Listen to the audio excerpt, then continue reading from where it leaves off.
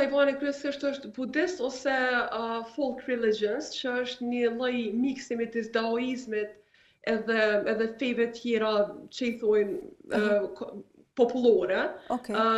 Zakonisht tempujt i kanë mes disa zotra që besojnë që secili zot i tyre reprezenton një çështje ose një i fatit ose i detit ose për shembull në Tajvan perëndesha që më shumë të adhurohet është perëndesha e detit, se që është si ishull, Manzu e ka emrin. Kështu që është një lloj miksi, domethënë midis budizmit edhe daoizmit. Po këto dyat janë kryesore. Sa i përket muslimanëve, është minoritet. Islami është fe minoritet, domethënë. Në krahasim me popullsinë e përgjithshme është dikon 1% do të popullsisë, 0.8% deri 1% e popullsisë.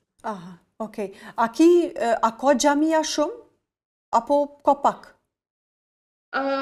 Për momentin janë 19 xhamia në krejt Tajvanin, 19 xhamia kryesore, secili qytet madhor ose qytet i madh ose në Tajvan ka një xhami të vetën, përveç Taipeit, domethënë kryeqyteti ka 2 xhamia kryesore, është xhamia e madhe e Taipeit dhe xhamia kulturore e Taipeit. Dyat janë të vjetra. Xhamia e madhe e Taipeit është në vitin 1960, xhamia kulturore e Taipeit në 1980. Edhe mirë po ka dhe dhoma vendfalje shumë. Edhe numri i tyre po rritet çdo ditë më shumë. Qa po bën që numri të në mu rrit çdo ditë? Po rritet numri muslimanëve që po shkojnë atje apo po konvertohen? Çu shpesh ti? Edhe dyat, po më shumë rritje e numrit muslimanëve, se për momentin indonezianët janë grupi më i madh i muslimanëve të huaj që vinë si punëtor domestic workers, zakonisht për kujdesin sidomos për kujdesin e pleqve ose kujdesin nëpër shtëpia, ka shumë indonezianë që vinë këtu. Për momentin, sipas statistikave ka shku gati në 200.000 numri i tyre, edhe sipas ka plot për indonezistë që vinë. Kështu që numri i tyre, rritja e numrit të tyre ka ndikuar që me fillu Tajvani dhe me mendu se qysh miu përshtat numrit këtyre punëtorëve që po vinë. Për shembull, është një qytet janë 1 orë larg prej Taipeit, ka emrin Hsinchu, edhe vitin e kaluar është ndërtuar një vendfalje aty me iniciativën e peshkatarëve indonezianë, se kanë pas nevojë për një vend ku mu fal, edhe është në afër bregut detit. Ku ata kanë lek mandej prej kur të vinë me anije të tyre të peshkimit, më ardhë mu falë dhe më ndaj me vazhdu punën e tyre. Po të njëjtën kohë Tajvani mundohet me mbajt imazhin e Muslim friendly destination. Në vitin 2023 është zgjedhur si vendi i tretë në botë si Muslim friendly, sipas Muslim Travel Index, që bëhet domethënë raporti vjetor. Edhe që këto tajvanezët e mbajnë kështu si një lloj karakteristike me krenari, edhe mundohen domethënë edhe për studentat huaj, edhe për popullsinë vendase, se edhe popullsia vendase ka një numër që vazhdimisht ka rritje, domethënë numri të konvertuarve, po ka edhe musliman, domethënë të lindën tajvanez. Okej. Domethënë pritja prej tyre, domethënë si muslim friendly, që qenë ka i treti, faleminderit shumë për këtë informat, po i bjen që ti atje je shumë e lirë edhe nuk e ndjen atë dallimin ose paragjykimin që munden me e pas për ty si praktikante e fesë islame.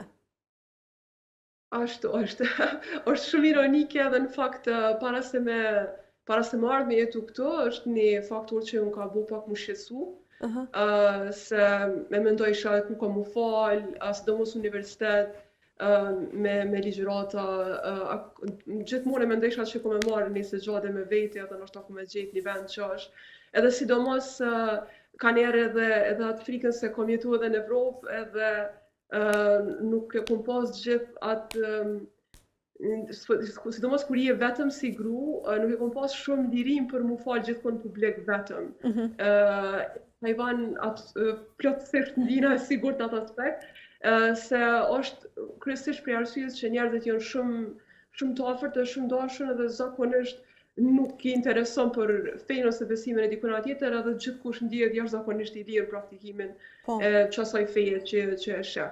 Edhe normal ka shumë njerëz, një numër shumë i madh njerëzve që ndoshta kur në jetën e tyre nuk e kanë pa një grua me mbulesë, sidomos kur kam taku shoqëri në universitet, më kanë thënë që është hera e parë që folin me një musliman, edhe sidomos një grua me shami, edhe zakonisht jam kon kurioz, sidomos ose kur hypi në metro ose në transport publik, gjeneratat e vjetra zakonisht mbesin kështu me syhapa edhe mbesin të fshirë se është diçka që i fascinon si njerëz, mirë po nuk janë shikime të mirës ose të urrejtjes, vetë janë kuriozitet.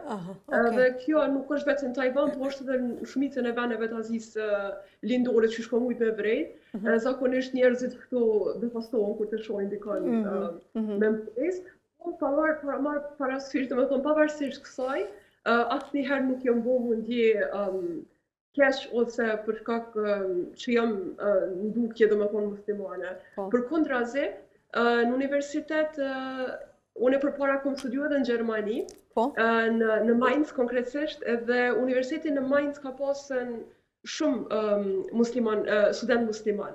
Pavarësisht se numri ka qenë tepër i madh, vend falje nuk kena pas universitet, edhe na pa të ndohë universiteti një vend të shkallë. Shimore të shkallëve ku janë, një vend janë falë burrat, një vend janë falë gratë, që ka qenë pak edhe rrezikshme.